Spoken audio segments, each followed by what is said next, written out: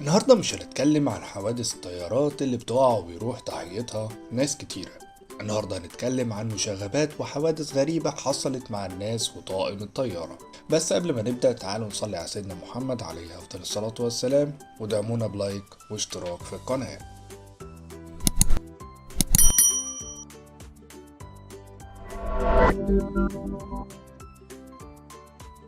بسبب الكورونا وممنوع أي حد يقدر يسافر بالطيارة لو كانت نتيجة التحاليل إيجابية.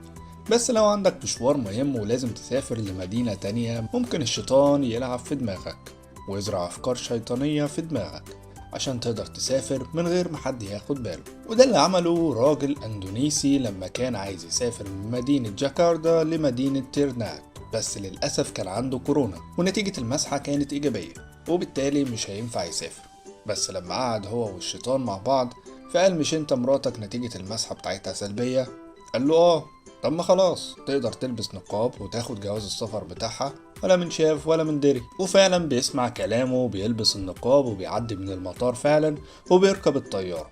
بس وهو في الطيارة قال: خلاص مش لازم بقى اكمل باللبس ده، وانا اتخنقت بصراحة وعايز البس اللبس بتاعي. يوم يدخل الحمام ويغير هدوم، بيدخل بالنقاب وبيطلع بلبس رجالي. بس مضيفة الطيران تاخد بالها من كل اللي حصل وبتبلغ فعلا سلطات المطار باللي حصل. لما بينزل الراجل من الطيارة بيلاقي في وش البوليس محاوطه واخدينه وبيسألوه عن اللي حصل وليه انتحلت شخصية زوجتك، وبيعرفوا بسبب فعلا الفحص وبيعملوا ليه فحص فعلا بيكون نتيجته إيجابية، فبينقلوه بسرعة للمستشفى مع العزل التام ليه. وأعلنت الشرطة بمجرد انتهاء العزل الذاتي هيتم مقاضاته على اللي عمله. وانت في الطيارة بتلاقي تعليمات مهمة جدا بتحاول تشرحها المضيفة ليك، وقد ايه لازم تتعاون وتفهم الكلام ده كويس. زي مثلا في وقت الإقلاع لازم تكون قاعد وحاطط الحزام، بس لما بتكون عصبي او ما بتحبش حد يقولك تعمل ايه وما تعملش ايه، بتكون الكارثة انك تتخانق مع دبان وشك. وده اللي حصل لما واحدة من الناس اللي راكبة قاعدة وما بتنفذش تعليمات المضيفة: حط حزام الأمان، ترابيزة الأكل في وضع رأسي، ما تمشيش في الممر والطيارة بتقلع، وحاجات تانية كتير. فاللي بيحصل مشادات ما بينها وما بين المضيفة بتوصل لغاية الضرب، وبتفقد المضيفة سنتين من سنانها بسبب إنها كانت بتحاول تنبه الناس عشان سلامتهم وسلامة الجميع. وبعد وصول الطيارة لمدينة سانتياغو الأمريكية بيتم القبض على الست دي وبيتم نقل المضيفة للمستشفى على الفور. ناس كتير نفسها تسافر وتعيش في دولة تانية عشان تعيش حياة أفضل وتعرف تبني مستقبل ليها، فالناس دي بتحاول بأي طريقة تسافر حتى لو تتشعلق في عجلة طيارة. وده اللي حصل لما راجل من جنوب أفريقيا اتشعلق في عجلة طيارة في رحلة استغرقت حوالي 11 ساعة لهولندا. المشكلة مش هنا، المشكلة إنهم لقوا الراجل ده عايش وزي الفل رغم انخفاض نسبة الأكسجين في الجو، ولو ما ماتش بسبب نقص الأكسجين فعلى الأقل هيموت من انخفاض درجة الحرارة. ولكن اللي حصل غير كده، وإنهم يدوبك لقوا الراجل قاعد قافش في العجل وحالته مستقرة، بس خدوه للمستشفى يعملوا بعض الفحوصات ليه. قالت المتحدثة باسم الشرطة العسكرية الهولندية إنه من الغريب يكون الراجل ده لسه عايش الفترة دي كلها اللي خدتها الرحلة، وإنه هيتم مساعدته وإرساله لمركز طالبي اللجوء. سمعنا عن اللي بيهرب مخدرات أو اللي بيهرب آثار، بس تهرب 35 عصفور في هدومك دي جديدة.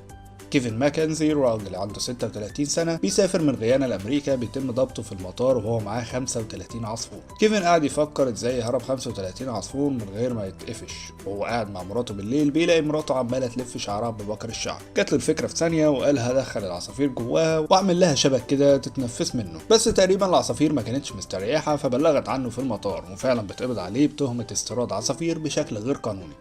طب واحد يسأل ايه سبب ان كيفن يهرب اصلا 35 عصفور؟ بيقول لك يا سيدي ان العصافير دي بتدخل مسابقات غناء في حواري نيويورك وضاحيها، وان العصافير اللي من غيانا بتكون صوتها احلى واجمل، وان في ناس كتيره بتراهن في المسابقات دي، والطائر اللي بيكسب ممكن تبيعه باكتر من 10,000 دولار، يعني مصلحه زي الفل. واعترف ماكنزي انه كان هياخد في العمليه دي 3000 دولار للتهريب بس، وانه اخد 500 دولار وكان هياخد الباقي لما يوصل، بس للاسف ما وصلش. بس تم الافراج عن ماكنزي بكفاله قيمتها 25,000 دولار، يعني اتخرب بيته.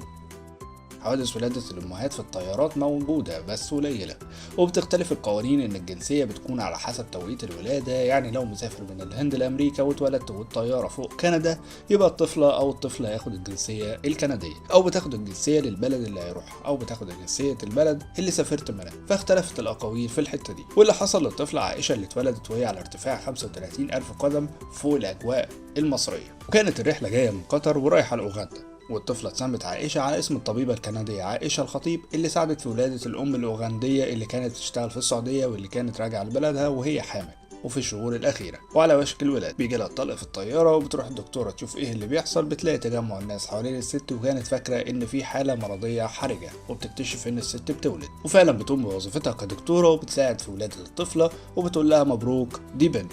وفي لحظة صمت وبعدها بيسقف كل اللي موجود في الطيارة، وبتدي الدكتورة تذكار للطفلة وهي سلسلة مكتوب عليها اسمها عائشة بالعربي، وبتسمي الأم بنتها على اسم الدكتورة عائشة. وبكده نكون استعرضنا على حضراتكم أغرب 5 حوادث ومشاغبات حصلت في الطيارة. لو عجبك الفيديو دوس لايك واشترك في القناة وفعل زر الجرس، واشوفكم تاني في فيديو جديد.